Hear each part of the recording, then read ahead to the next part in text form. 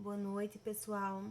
Eu decidi fazer esse vídeo para ajudar vocês na execução da proposta de redação dessa semana. Como a gente vai trabalhar agora o texto dissertativo argumentativo, né? A gente vai iniciar com esse tipo de texto. Eu achei por bem fazer esse vídeo para orientar vocês da melhor maneira possível. E aí já destaco que esse texto deve ser feito numa folha de caderno, a caneta.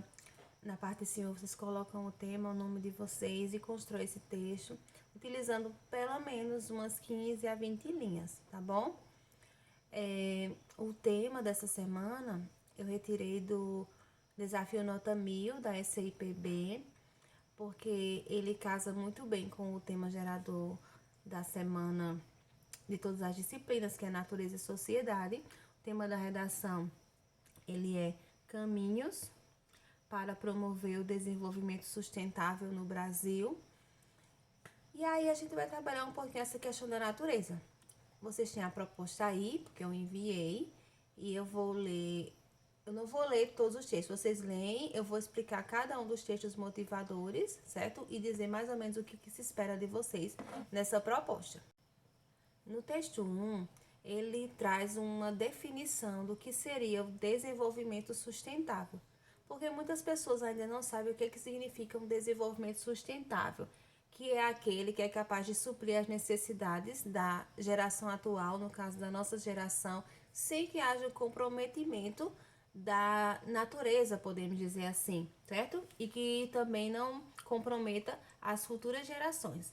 Então, o desenvolvimento sustentável é, por exemplo, eu utilizar um recurso como a água de uma maneira que a geração futura ela também tenha direito a usufruir dessa água, que eu não esgote esse recurso natural, certo? Então, o desenvolvimento sustentável é dessa forma. Árvores, então você vai desmatar sem pensar no amanhã, em quem vai vir depois vai ficar sem essa natureza, sem essa matéria-prima, sem oxigênio, sem várias coisas que as árvores trazem pra gente.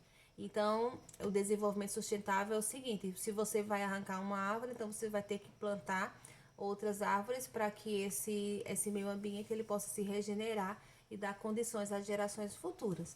Então, no texto 1, a gente tem a definição de desenvolvimento sustentável.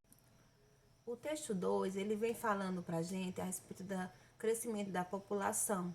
Como a nossa população está crescendo muito, esses recursos eles estão diminuindo. Não que eles estejam diminuindo em quantidade, mas em proporção em relação à população, que é muita gente. Em relação a 100 anos, a gente tem um aumento exorbitante de pessoas, né, vivendo no nosso planeta. Então, logicamente que os recursos naturais eles vão acabando, porque eles são limitados.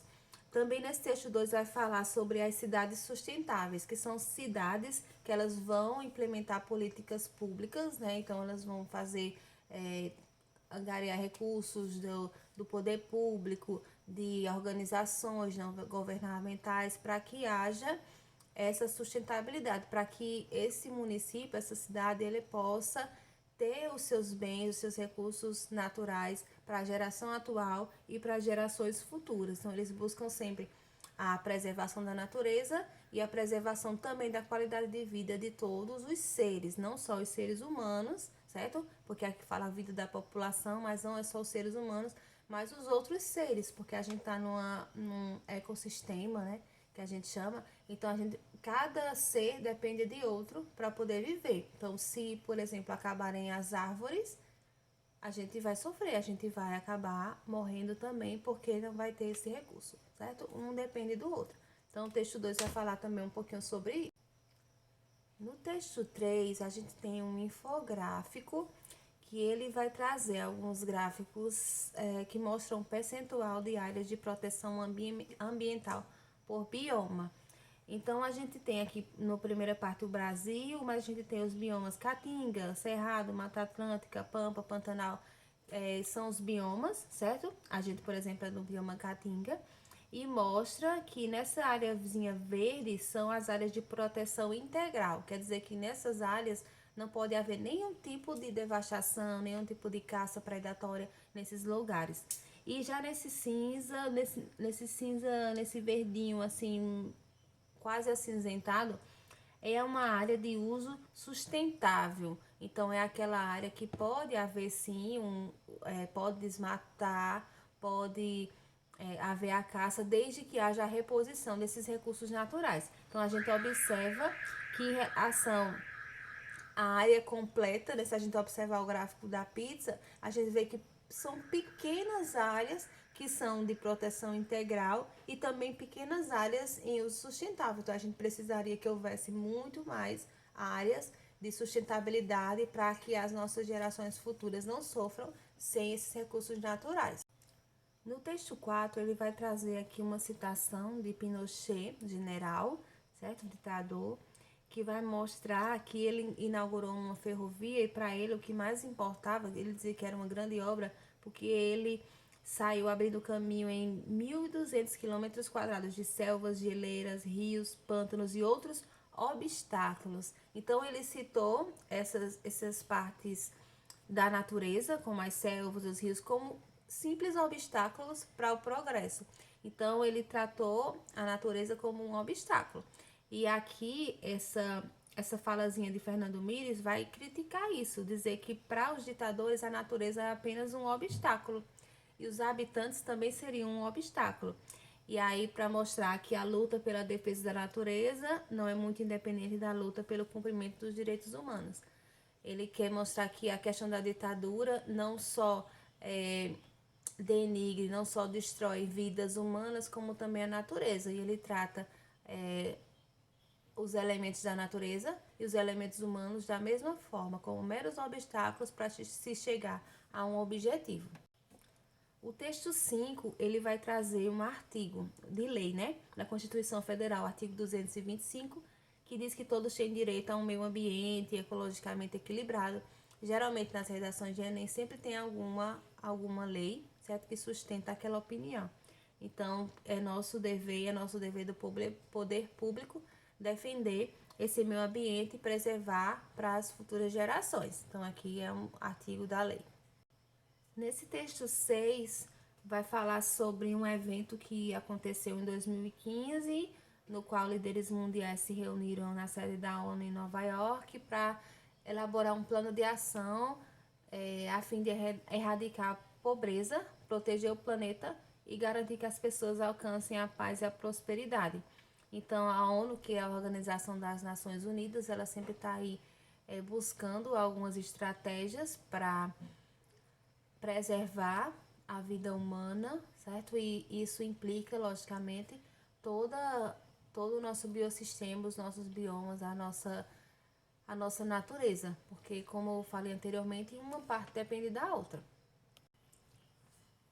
No texto 7, a gente tem um cartoon, uma charge, certo? Um cartoon é uma charge que tem Rio mais 20, espero desde 1992 e envelheci sem conhecer esse tal de desenvolvimento sustentável. Isso aqui precisa de um pouquinho de conhecimento de mundo para que a gente possa compreender. Porque em 1992, certo? E aí acredito que a maioria de vocês nem nasceu nessa época, certo? Em 1992, houve uma conferência aqui no Brasil, no Rio de Janeiro, que chamava Eco 92. E essa conferência ela discutiu as questões da sustentabilidade. E aí eles fizeram um plano de ação, certo? Que seria para no Rio mais 20 eles se encontrarem, né, depois de um tempo e verem o que aconteceu. E até agora, né, em 2020, que seria o momento de observar os resultados, a gente não chegou a nenhum, porque o que a gente vê, na verdade, é mais e mais degradação, certo? Isso aí tá no último texto, que é o texto 8, ele vai trazer um texto literário, né? Eu não sei dizer se seria um romance, um conto ou uma crônica. É um texto literário, a gente vê que é uma coisa bem poética, que vai falar sobre a ausência dos pássaros, né? Que estava tudo quieto, ninguém sabia mais onde estavam esses pássaros, havia um silêncio muito grande. E assim, e no final diz assim, que as próprias pessoas tinham feito aquilo. E isso traz uma reflexão pra gente, porque a gente parar para pensar quantas espécies de animais não já foram extintos, né, pela mão humana, quantas espécies de plantas que não existem mais porque foi destruída pelas pessoas.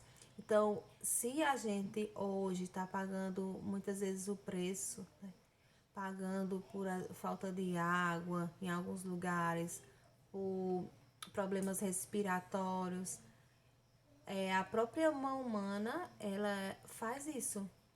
Então, se o ser humano busca tanto o dinheiro, né, tá sempre buscando enriquecer, e aí vem aquelas fábricas enormes, e aí todo mundo só pensa no lucro, e na verdade a gente acaba perdendo, porque a gente perde em saúde. E quando a gente não tem saúde, né, como é que a gente vai conseguir as outras coisas? Certo? Então, são 8 textos de apoio. Só para situar essa questão da sustentabilidade, a necessidade de que nós temos de cuidar da natureza para preservar a nossa vida e a vida das gerações futuras. Então, a partir dessa leitura, e aí vocês vão redigir um texto. O tema é Caminhos para promover o desenvolvimento sustentável no Brasil. Tem 3 palavras-chave, gente. Primeira coisa, caminhos para promover. Vou parar aqui. Então, vocês têm que falar sobre estratégias que devem ser feitas para se promover o quê? O desenvolvimento sustentável. Então, tem que falar sobre também desenvolvimento sustentável. E por último, diz no Brasil. Então, a gente tem que restringir isso ao Brasil. Ninguém vai falar de outro país nessa redação, não. A gente vai falar do Brasil especificamente. E tem coisa demais até para falar, né? Então, vocês vão fazer esse texto, vão fazer pelo menos 3 parágrafos. Naquele sitezinho que eu coloquei o link também, que é, deixa eu abrir aqui, como fazer a redação do Enem. Vocês vão ver que tem 10 passos. Vocês vão baixando, tá? Mais embaixo, 10 passos de como fazer essa redação do Enem. Então, vocês observem de como fazer. Ele orienta para fazer pelo menos 3 parágrafos, um para a introdução, um para o desenvolvimento e um para a conclusão. Na conclusão, vocês devem colocar essas propostas, os caminhos para promover o desenvolvimento sustentável, o que pode ser feito para que a gente retorne a um equilíbrio ecológico. Isso aí deve estar no último parágrafo. No início, vocês fazem uma contextualização, vocês podem falar o que é o desenvolvimento sustentável, o que está acontecendo no nosso país em relação a isso. No segundo parágrafo, vocês podem falar sobre o que foi que ocasionou que houvesse esse desequilíbrio, esses desmatamentos, esses animais de extinção, o que foi, por que está acontecendo isso hoje. Também vocês podem falar sobre as consequências, o que vai acontecer com a humanidade se todo mundo continuar fazendo tudo do mesmo jeito, degradando o meio ambiente. Podem dar exemplos, certo? Isso tudo no desenvolvimento. E aí, no final da conclusão, vocês trazem essas propostas, tá bom? Bom, espero ter ajudado.